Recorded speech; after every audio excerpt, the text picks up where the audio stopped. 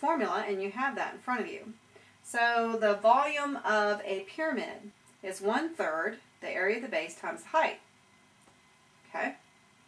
Area of the base is easy here. We have equal sides. So we've got 1/3 the area of the base times the height.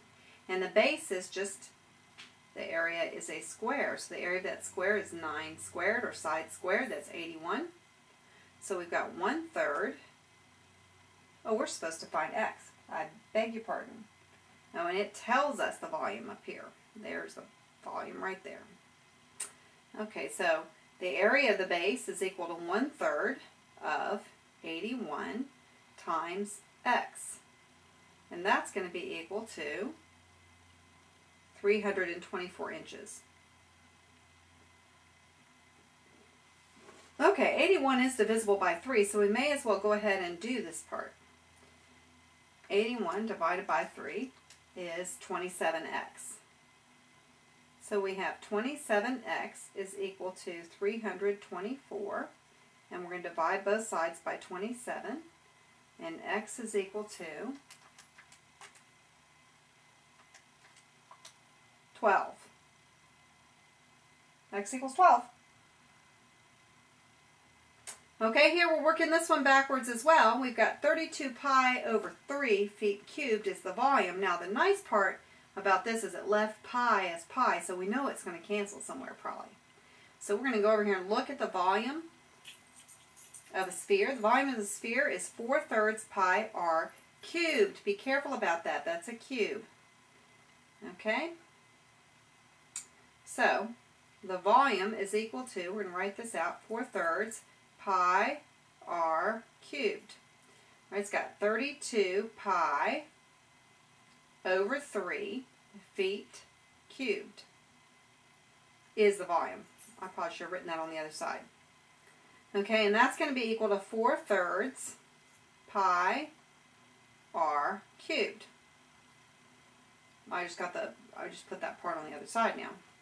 All right, so we're going to multiply both sides by 3. And that's going to make these 3's cancel. And then we're going to divide both sides by pi. And that's going to make our pi's cancel.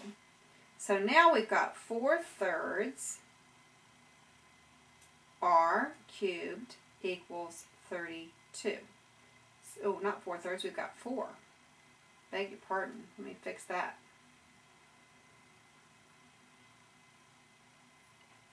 Cancel.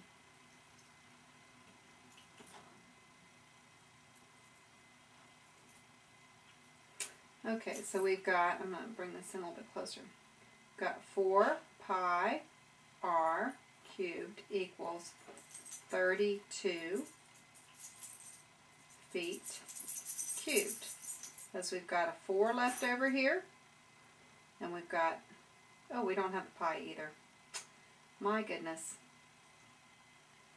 I forgot what I was doing. Okay, 4r cubed. So we're going to divide both sides by 4. And we get r cubed equals 8. And so we know that r is 2. Because 2 cubed is 8. If you don't know how to take the cube root on your Texas Instruments, if you look in the math button, the cube root is number 4. You just press number 4, and then you put in 8, and it will give you 2. Okay, so that's for a sphere. All right, looking at the cone. The volume of a cone is equal to 1/3 base times height. 1/3. Let's go back and look. For a cone, 1/3 base times height, or 1/3 pi r squared, which would be the area of base. Okay. And since it's in terms of pi, it's good to write it that way. Volume equals 1/3 pi r squared times height.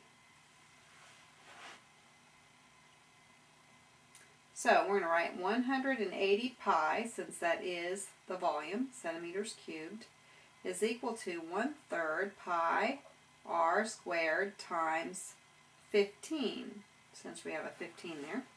All right, first let's get rid of our pi's. We divide both sides by pi, we get the pi's gone. And then we have 1/3 of 15. 1/3 of 15 is 5r squared equals 180. Then we can divide both sides by 5, and we get, whoops, every time I put the equal sign in there, oops, that's not right either. When I put the equal sign in there, it takes it as a double click, and for an iPad that says zoom in. So it keeps zooming in very faithfully. Okay, 180 divided by 5 is 36. And that cancels here as r squared, so r equals 6. And r is the radius, so x equals 6. Okay, now we have a couple of word problems. The diameter of the marble shown is 35 millimeters. Find the surface area and volume of the marble. Okay, surface area is, go over and look at your theorem list. Surface area of a sphere is pi r squared, 4 pi r squared. So we just go over here and we say, oh, surface area is 4 pi r squared. And what was our r? 35? Diameter is 35. We need radius. So 35 divided by 2 is 17.5. And then we're going to go ahead and square that. Don't multiply by 4 first. If you do that, you will have done something wrong. Okay, so we have 306 times 4 is 1225 pi.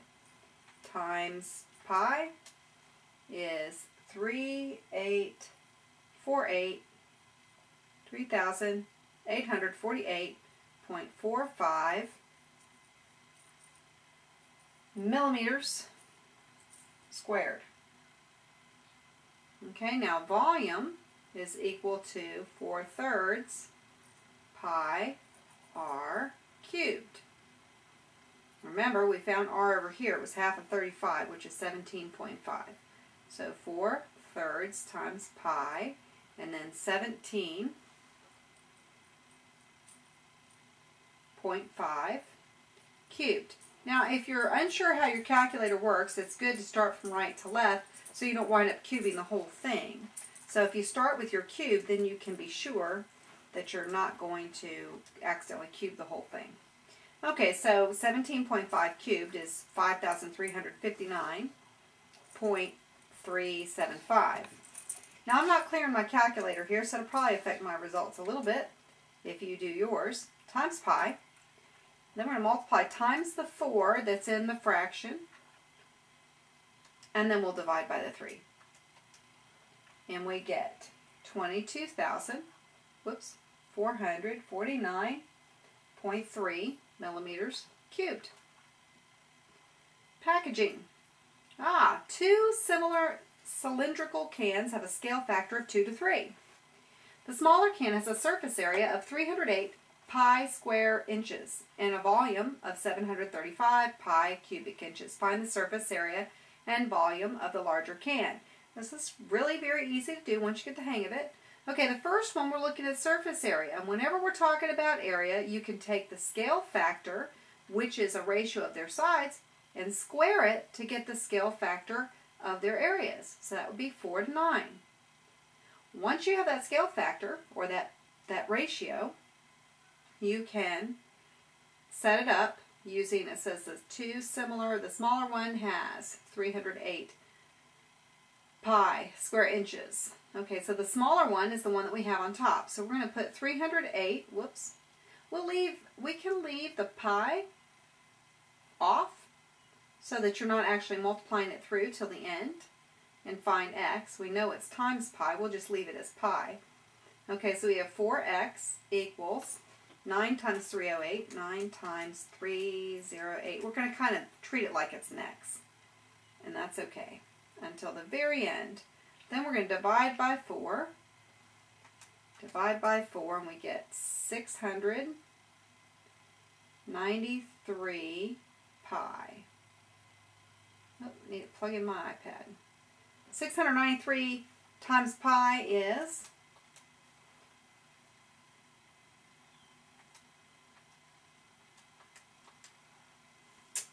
2177.12. And that's going to be square inches. And because we did go ahead and multiply by pi, don't forget not to put the pi down there. And that's as inches squared. Now, for volume, though, we can take the scale factor, which is the scale factor of the sides, and we can cube it. And that makes it 8/27, because 2 times 2 is 4, times 2 is 8, and 3 times 3 is 9, times 3 is 27. Right now, we can set this up with the smaller one lined up with 735 pi cubic inches. And we get 8x equals 735 times 27 equals 19,845 pi. Divide both sides by 8. And I'm just leaving the pi off of my calculator till the very end. Now I'm going to multiply times pi. Whoops. Okay, times. That was not what I meant to do either. Times pi. It'd be funny if you could see what I'm doing over here.